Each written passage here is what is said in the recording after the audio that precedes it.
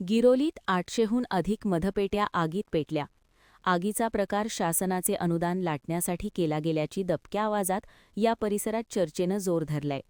गिरोलीतील पठारावर सुरेश नेमा कांबळे यांची गट नंबर 182ची शेतजमीन आहे. सोमवारी शेतात फेरफटका मारण्यासाठी गेले असता गट नंबर 183मधील शेतात गवताला आग लागल्याचं दिसून आलं. गेल्या 4 वर्षापासून पावसात भिजत असलेल्या आणि खराब झालेल्या जवळपास 825 मधपेट्या आगीच्या भक्ष्यस्थानी पडल्या. दुसऱ्याच्या गट नंबरमधील खराब झालेल्या मधपेट्या आपल्या आहेत म्हणून अमर उत्तम कदम यांनी वाडी रत्नागिरीच्या तलाठी मोनाली चव्हाण यांना याची माहिती देऊन या खराब झालेल्या मधपेट्यांच्या जळिताचा पंचनामा केला.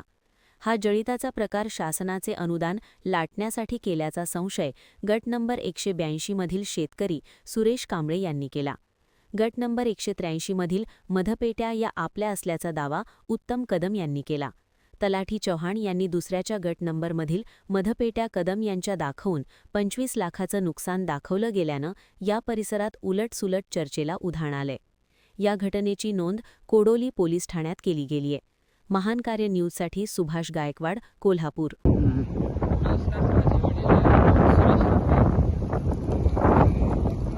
काल लागलेल्या आगीचा काही संबंध नसताना त्यांचा काही संबंध नसताना गावचे पोलीस मोहन कदम यांनी जुन्या वादावर व जुन्या वादातून त्यांचे नाव घेतले आहे. तरी आगीचा आमचा काही संबंध नसताना ज्या मधमाशांच्या पेट्या 4-5 वर्ष ज्या मधमाशांच्या पेट्या 25 लाखाचे नुकसान झाले आहे, नुकसान ते सांगत आहेत. ज्या पेट्या गेली 4 ते 5 वर्ष झालं असंच कुजत पडलेले आहेत.